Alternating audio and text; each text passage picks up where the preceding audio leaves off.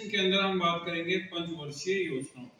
पंचवर्षीय योजनाओं का मॉडल कहां से लिया गया, पंचवर्षीय योजनाएं कब लागू की गई, इनको लागू करने के पीछे क्या रीजन था, वो सारी चीजें हम इस चैप्टर में डिस्कस करेंगे।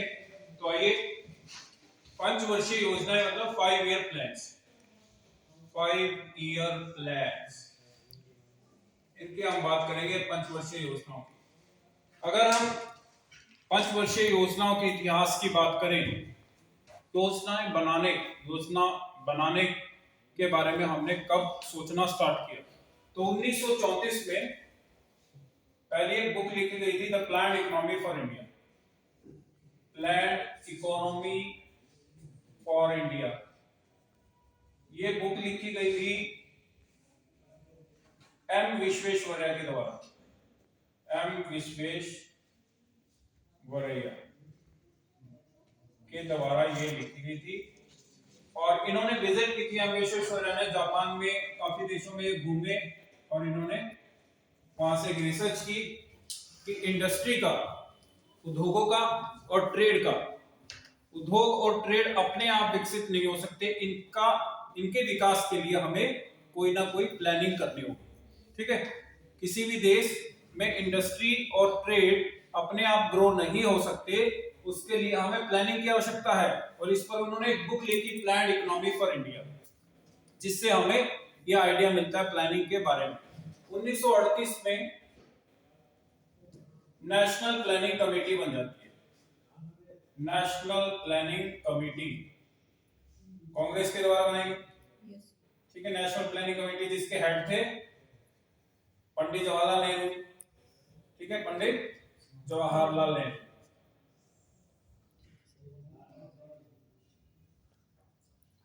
ये कमेटी बनती है, नेशनल प्लानिंग कमेटी, जिसमें सोच विचार होता है कि भाई प्लानिंग की क्या आवश्यकता है, प्लानिंगों के लिए प्राथमिकता क्या होनी चाहिए, कितने लोग इसमें मेंबर होंगे, क्या कार्यकाल होगा इसका, ये सब चर्चाएं होती है।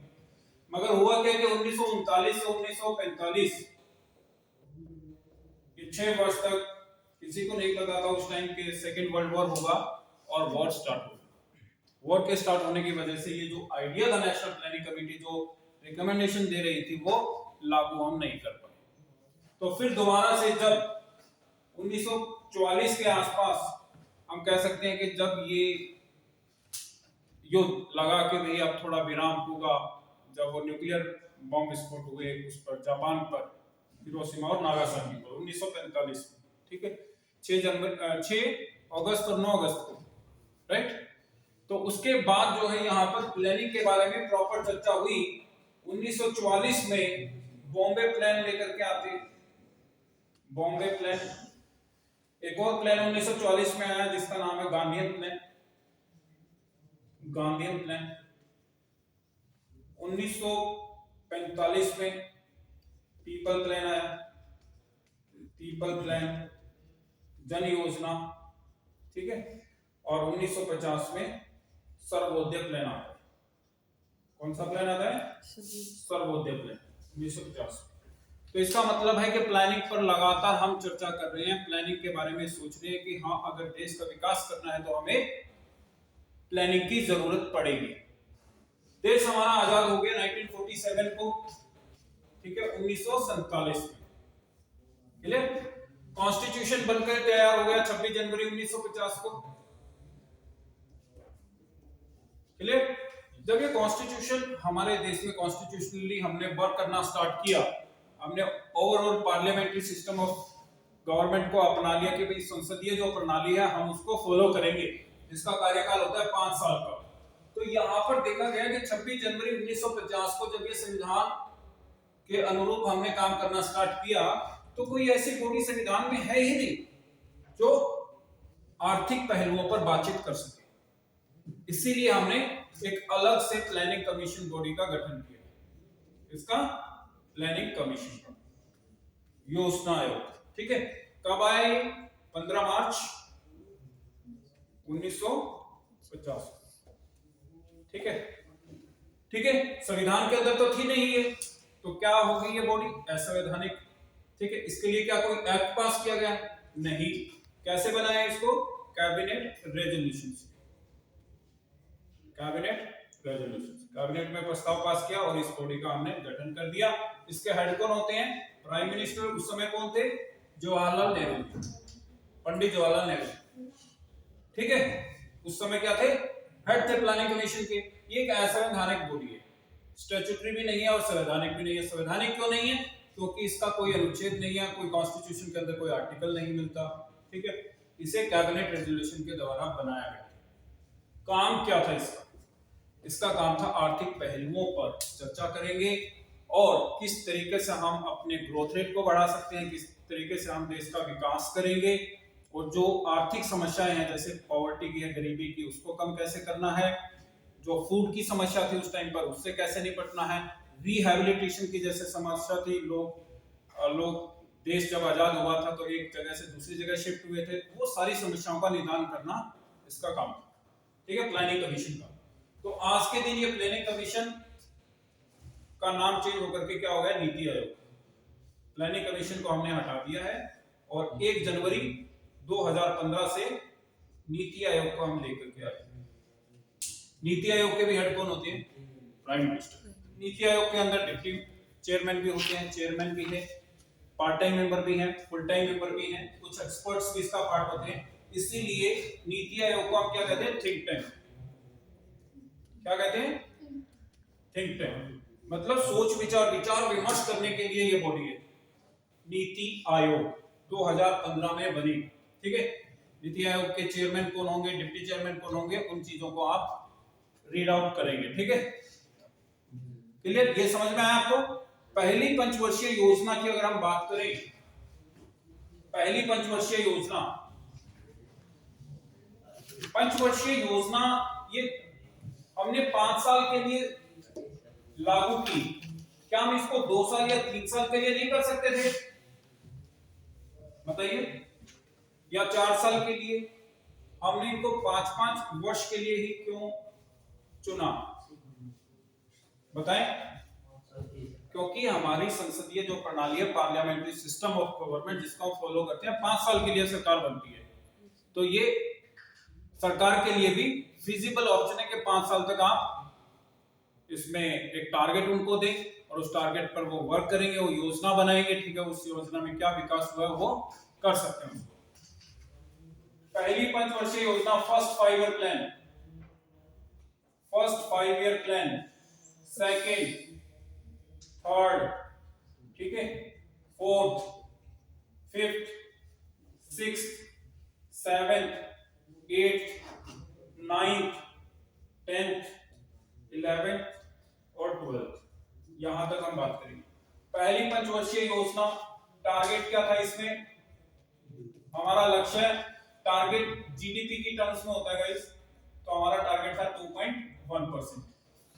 हमने अचीव किया कितना? प्राप्त कितना किया हमने किया 3.6%।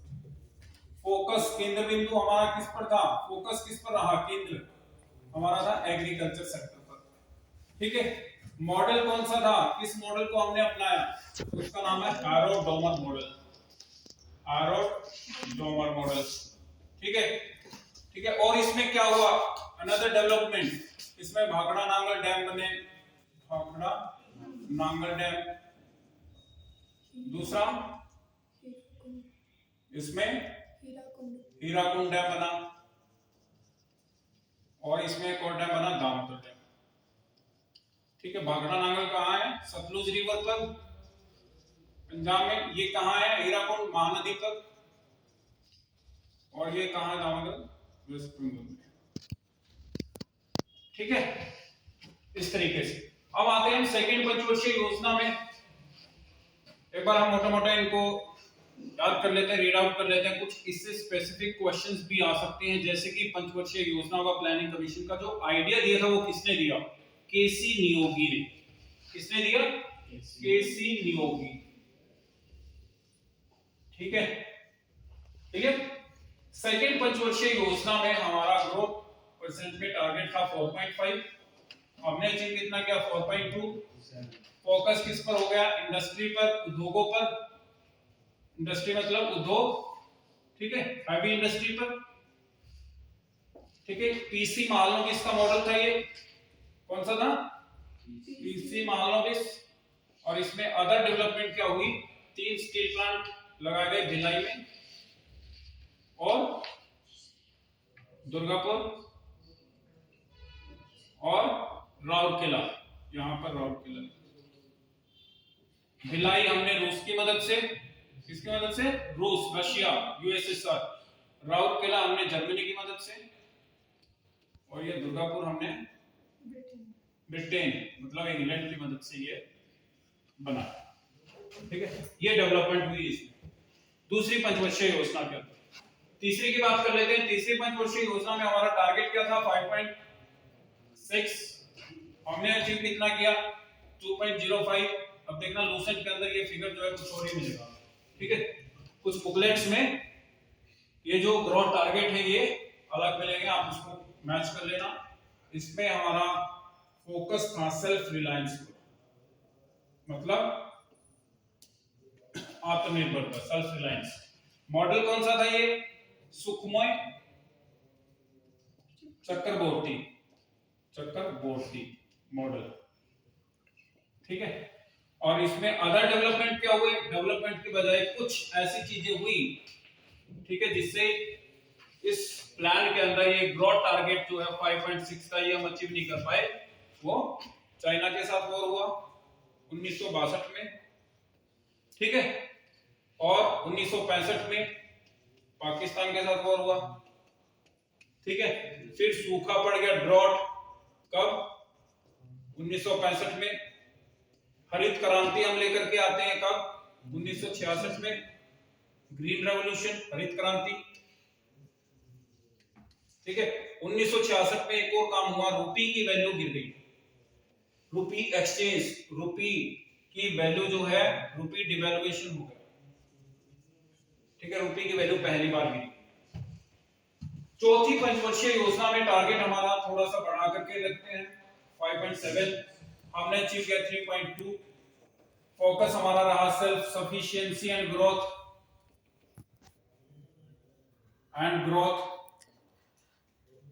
आत्मनिर्भरता और वृद्धि। इन दोनों में एक डिफरेंस है, सेल्फ रिलायंस और सेल्फ सफिशिएंसी। रिलायंस का मतलब होता है कि मैं खुद से काम चलाऊं। सेल्फ रिलायंस मतलब अगर मुझे 2 रोटी की भूख है और मेरे पास 2 है तो मैं उसी से काम चलाऊंगा, रिलायंस। ठीक है, सेल्फ सफिशिएंसी का मतलब होता है कि मेरे पास पर्याप्त है। ठीक है, मेरे पास पर्याप्त है, मुझे दूसरे की आवश्यकता ही नहीं। क्लियर, तो सेल्फ सफिशिएंसी और ग्रोथ पर फोकस था। और ये मॉडल गडगिल योजना पर आधारित, क्योंकि यहां से बहुत इंपॉर्टेंट क्वेश्चन बनता है कि हमारा बजट जो है, इंडियन बजट, वो भी गडगिल योजना पर आधारित है, इंडियन बजट। ठीक है, तो यहां से ये क्वेश्चन पूछा जा सकता है। ओके, टाइम पीरियड की बात कर लेते हैं थोड़ा सा। फर्स्ट 5 ईयर प्लान स्टार्ट हुआ था 1 अप्रैल 1951 से 1956 31 मार्च तक। ठीक है, सेकंड 1956 से 1961, यहां पर आ जाएगा 31 मार्च, सॉरी यहां पर फिर वो आ जाएगा 1 अप्रैल, और यहां पर 31 मार्च चला जाएगा। तीसरी पंचवर्षीय योजना में आ जाएगा 1961 से 66। तीसरी 66 के बाद 66 से 69, ये जो समय था इसको आप कहते हैं क्या, एनुअल प्लान, वार्षिक योजना। वार्षिक योजना इंट्रोड्यूस की गई। क्यों की गई, क्योंकि चाइना के साथ वॉर हुआ, सूखा पड़ गया, फिर पाकिस्तान से भी वॉर हुआ, तो हमारी जो आर्थिक स्थिति सिचुएशन है वो काफी डाउन हो गई। इसीलिए हमने एक साल के प्लान वहां पर इंट्रोड्यूस किए, जिसे हम कहते हैं वार्षिक योजना। ठीक है, चौथा प्लान जब स्टार्ट हुआ तो टाइम पीरियड क्या हो गया था, 1969 से 1974। पांचवा प्लान जब स्टार्ट हुआ तो 1974 से 78। अब ये देखो पांचवा जो प्लान है, पांचवी पंचवर्षीय योजना, ये 1 साल कम हो गई है टाइम पीरियड के हिसाब से। क्यों, क्योंकि जनता दल गवर्नमेंट बनी इस टाइम पर, पहली बार गैर कांग्रेसी सरकार जो है पावर में आ गई, और मोरारजी देसाई जी ने इसके प्लान को 1 साल छोटा कर दिया। ठीक है, 1979 होना था यहाँ पर, मगर उन्होंने 78 तक कर दिया। ठीक है, इसके तुरंत बाद 78 के बाद आते हैं हमारे 2 साल तक रोलिंग प्लान, क्या आते हैं, रोलिंग प्लान, जिसको कहते हैं अनवरत योजना। अब इसकी क्या भूमिका, रोलिंग प्लान जो 2 साल के लिए हम लेकर के आए, रोलिंग प्लान बेस्ड और असेसमेंट होते हैं। एनुअल प्लान एक सिंपल प्लान है, 1 साल का प्लान है बस, ठीक है, इसमें ग्रोथ टारगेट कुछ नहीं है, कुछ अचीवमेंट जो भी होगा हम देख लेंगे। मगर रोलिंग प्लान के अंदर, रोलिंग प्लान, रोलिंग वर्ड का मतलब है कि पिछले साल, पिछले वर्षों में जो भी हमारी प्लान पॉलिसी हो रही है, हम उनको चेक करते हैं, उनका मूल्यांकन करते हैं, जो हमें सही प्लान पॉलिसी लगेंगे उनको हम कंटिन्यू करेंगे, और जो फालतू है उनको हटा देंगे। इसीलिए हम यहाँ पर रोलिंग प्लान यूज कर रहे हैं, ठीक है, क्लियर हुआ। और इसके जो जनक कहे जाते हैं रोलिंग प्लान के, वो है मिडल, MYRDA, ठीक है। 80 से छठी पंचवर्षीय योजना जो है हमारी, इसका टाइम पीरियड हो जाता है 80 से 85। सातवीं का टाइम पीरियड होगा 85 से 90। फिर इसके बाद 2 साल के एनुअल प्लान, क्या आ गए, एनुअल प्लान 2 साल के लिए, फिर से 90 से 92 के लिए, ठीक है, 90 से 92 में फिर दोबारा से एनुअल प्लान आते हैं। एक बार हम इसके टाइम पीरियड को देख लेते हैं, और फिर यहाँ पर जो आपकी 8वीं पंचवर्षीय योजना है, इसका टाइम पीरियड हो जाएगा 92 से 97, इसका हो जाएगा 97 से 2002, इसका हो गया 2002 से 7, और इसका हो गया 2007 से 12, और इसका हो गया 2012 से आगे, ठीक है, जो कि 2015 में एंड हो गया, तो नीति आयोग बन गया 1 जनवरी 2015 से, ठीक है। यहाँ पर हम ग्रोथ टारगेट की बात करते हैं जीडीपी के टर्म्स में। 5वीं पंचवर्षीय योजना में हमारा टारगेट था 4.4, हमने अचीव किया 4.8। फोकस किस पर था, पॉवर्टी एलिमिनेशन पर, किस पर, गरीबी हटाने पर। पॉवर्टी एलिमिनेशन मतलब गरीबी हटाओ, गरीबी को हम हटाना चाहते हैं, ठीक है। एक क्वेश्चन आता है कई बार कि गरीबी हटाओ नारा कब दिया, कब आया, 1971 में इंदिरा गांधी जी के द्वारा दिया गया। छठी पंचवर्षीय योजना, 5वीं पंचवर्षीय योजना के अंदर अगर हम और देखें इस टाइम पीरियड में क्या और हुआ है, ठीक है, ये टाइम पीरियड है आपका 74 से 78, इसमें आरआरबी खुले 1975 के अंदर, रीजनल रूरल बैंक भी खुले इसी प्लान के अंदर, 5वीं पंचवर्षीय योजना में, क्लियर। 5वीं पंचवर्षीय योजना पहली ऐसी योजना है जिसका कार्यकाल 1 साल कम हुआ।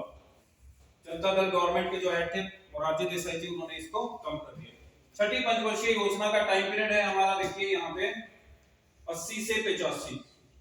इसमें फोकस करते हैं हम मॉडर्नाइजेशन पर, किस पर, मॉडर्नाइजेशन मतलब आधुनिकता, मॉडर्नाइजेशन, इंफ्रास्ट्रक्चर पर, इंफ्रास्ट्रक्चर पर फोकस किया हमने छठी पंचवर्षीय योजना में 80 से 85 के टाइम। और क्या हुआ इसमें, नाबार्ड खुला, इसमें national bank for agriculture and rural development, NABARD, ठीक है, बैंकों के लिए जो एग्रीकल्चर सेक्टर को लोन देता है। छठी पंचवर्षीय योजना के अंदर इंदिरा गांधी जी प्राइम मिनिस्टर थी, जिन्होंने इंदिरा आवास योजना लेकर के आए, एनआरईपी आया, नेशनल रूरल एम्प्लॉयमेंट प्रोग्राम, ठीक है, काफी सारी ऐसी स्कीम्स उन्होंने इंट्रोड्यूस की, काफी डेवलपमेंट हुआ देश का। तो यहाँ पर जो टारगेट है छठी पंचवर्षीय योजना में वो रहा 5.2%, हमने अचीव किया 5.6%, ठीक है। 7वीं पंचवर्षीय योजना में हमारा टारगेट जो है ये 85 से 90 का टाइम पीरियड है, 85 से 90 में हमारा टारगेट रहा 5.1%, हमने अचीव किया 6.05%, ठीक है। ये 7वीं पंचवर्षीय योजना है जिसका फोकस किस पर था, टेलीकम्युनिकेशन पर, ठीक है, अनएम्प्लॉयमेंट को रिड्यूस करने के लिए, अनएम्प्लॉयमेंट को रिड्यूस करेंगे हम, ये सब चीजें, टेलीकम्युनिकेशन, सॉफ्टवेयर इंडस्ट्रीज, ठीक है। पहली बार कंप्यूटर आए हमारे देश में कब, श्री राजीव गांधी जी के टाइम पीरियड, ठीक है, जब वो प्राइम मिनिस्टर थे। तो ग्रोथ परसेंटेज मैंने यहां पर लिखा 85 से 90 के बीच में एक योजना है जवाहर रोजगार योजना। ये क्वेश्चन काफी पॉपुलर है, काफी बार पूछा जा चुका है। जवाहर रोजगार योजना कब आई, कौन सी पंचवर्षीय योजना में, 7वीं में। ठीक है, याद रखना। अब यहाँ पर देखो इंफ्रास्ट्रक्चर पर फोकस कर रहे हैं, यहाँ पर टेलीकम्युनिकेशंस, पहली बार हमारे देश में कंप्यूटर आए, तो यहाँ से हम कह सकते हैं थोड़ा सा मॉडर्नाइजेशन की तरफ हम बढ़ रहे हैं, आधुनिकता की तरफ। 8वीं पंचवर्षीय योजना जो कि स्टार्ट होने से पहले 90 से जो 92 का पीरियड है, 90 से जो 92 का पीरियड है, जिसमें दोबारा से एनुअल प्लान इंट्रोड्यूस किए गए, वार्षिक योजना 2 साल के लिए। और उसके पीछे कारण ये था, एक फाइनेंशियली हम इतने वीक थे उस समय पर 1990 में हमारे देश के ऊपर काफी कर्ज था, क्योंकि हमने बहुत ज्यादा टेक्नोलॉजी इंपोर्ट की जिसका हैवी प्राइस हमें देना रहा। ठीक है, दूसरी चीज बैंकों का राष्ट्रीयकरण हुआ 2 बार, 1969 में और 1980 में, जिसकी वजह से बैंकों का एनपीए बढ़ गया, गैर लाभकारी संपत्तियां। जो लोग लोन लेकर के 90 दिन तक अगर बैंकों का ऋण वापस नहीं देते या फिर ब्याज वापस ना करें तो वो एनपीए कहलाता है। तो ऐसे मतलब रिस्की सेक्टर में लोन दिया बैंकों ने आफ्टर नेशनलाइजेशन, तो उनका जो है एनपीए बढ़ गया, मतलब आर्थिक संकट उनके ऊपर आ गया। ठीक है, तो वो टोटल जो है लॉस किसको होगा, गवर्नमेंट को। और जो ऑयल प्राइसेस हैं वो गल्फ कंट्रीज में बढ़ गए थे, जिसकी वजह से इन्फ्लेशन यहाँ पर बढ़ गया, ऑयल प्राइसेस हमें ज्यादा महंगे दामों पर खरीदना पड़ा, तो यहाँ पर भी वस्तुओं का जो दाम है वो बढ़ गया। ठीक है, तो तीनों की वजह से 1991 में दोस्तों दोबारा से रुपये की वैल्यू गिरती है, 2 बार रुपये की वैल्यू फिर दोबारा से गिरती है, रुपये डॉलर के मुकाबले और कमजोर। ठीक है, 1991 में एक फेमस पॉलिसी आती है, वो है एलपीसी, लिबरलाइजेशन, प्राइवेटाइजेशन और ग्लोबलाइजेशन की पॉलिसी को हमने फॉलो किया। हम आईएमएफ के पास जाते हैं कि हमें कुछ ऋण और चाहिए। आईएमएफ ने हमें सजेस्ट किया, इंटरनेशनल मॉनेटरी फंड जिसे हम कहते हैं अंतरराष्ट्रीय मुद्रा कोष, उसने सजेस्ट किया कि आप एलपीसी मॉडल को अपनाओ, जिससे कि क्या होगा, आपके देश में इकोनॉमी का मॉडल बदल जाएगा। पहले हम बंद अर्थव्यवस्था के मॉडल को अपना रखा था हमने, और अब ओपन इकोनॉमी कर दिया, मतलब प्राइवेटाइजेशन भी करने के लिए तैयार है, ग्लोबलाइजेशन, वैश्वीकरण हो रहा है, आयात निर्यात कर सकते हैं किसी देश के साथ, और लिबरलाइजेशन हो गया, मतलब यहाँ पर आकर के किसी भी आदमी को, किसी भी इन्वेस्टर्स को इन्वेस्टमेंट करना इजी हो गया। ठीक है, वो यहाँ पर एफडीआई, फॉरेन डायरेक्ट इन्वेस्टमेंट लेकर के कहीं भी किसी भी सेक्टर में इन्वेस्ट कर सकते हैं। 1992 में दोस्तों पंचायती राज एक्ट जो है, पंचायत के लिए जो अमेंडमेंट हुआ, ठीक है, कानून बना पंचायत को लेकर के, पंचायत और नगर पालिका को लेकर के कानून बनता है और 1992 में। ठीक है, तो ये एक डेवलपमेंट है। इसमें डिसेंट्रलाइजेशन हुआ, विकेंद्रीयकरण, डिसेंट्रलाइजेशन। 1995 में डब्ल्यूटीओ बना, वर्ल्ड ट्रेड ऑर्गेनाइजेशन, विश्व व्यापार संगठन, जिससे आयात निर्यात करना सुगम हो गया, आसान हो गया। क्लियर? तो ये जो पंचवर्षीय योजना है, 8वीं पंचवर्षीय योजना जब स्टार्ट हुई 92 से 97 में, इसमें बहुत सारे डेवलपमेंट हुए और फोकस हमने किस पर किया, एचआरडी पर, ह्यूमन रिसोर्स डेवलपमेंट, मानव संसाधन का विकास, ये इसका मुख्य फोकस रहा। हमारा ग्रोथ टारगेट था 5.6, हमने अचीव किया 6.7%। ठीक है, 5.6 टारगेट था हमारा जीडीपी के टर्म्स में। इसका मतलब सिंपल सा ये होता है, टारगेट का मतलब 5.6% अगर हम टारगेट रख रहे हैं, तो मतलब अगर हमारा 100 रुपए का जीडीपी है टोटल, तो इस बार कितना होना चाहिए, 105 रुपए और 60 पैसे। मगर ये 5 साल का है, मतलब 5 साल लगातार एवरेज ग्रोथ हमारी क्या रहनी चाहिए, 5.6, मगर हुई कितनी, उससे भी ज्यादा, 6.7। तो 8वीं पंचवर्षीय योजना जो हमारे लिए बहुत ही बेहतर साबित हुई। परसेंटेज की टर्म में सबसे ज्यादा अगर ग्रोथ रेट अचीव हुई है तो वो 8वीं पंचवर्षीय योजना के अंदर हमारी हुई। क्लियर? 8वीं पंचवर्षीय योजना का फोकस था मानव संसाधन का विकास। इसके साथ डेवलपमेंट हुए जो मैंने आपको बताया, ये 1973 अमेंडमेंट एक्ट, ठीक है, अमेंडमेंट हुई, ठीक है, 1992 के अंदर, 1992 में जो ये मतलब अमेंडमेंट होती है ठीक है, वो इसमें हुई पंचायत को लेकर के और पंचायत और नगर पालिका के कानून, ठीक है।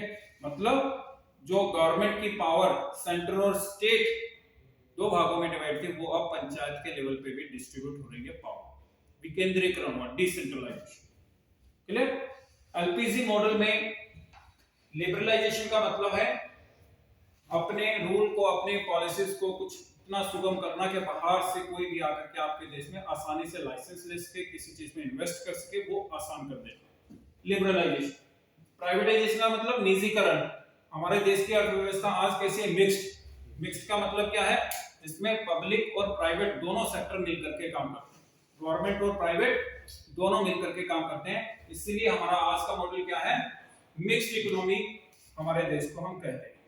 कैपिटलिस्ट में क्या होता है, जिसमें सिर्फ प्रॉफिट को प्रधानता दी जाए, जैसे डेवलप्ड इकोनॉमी में क्या है, कैपिटलिस्ट मॉडल है, यूएस में, अमेरिका में, कनाडा में, मैक्सिको में, ठीक है।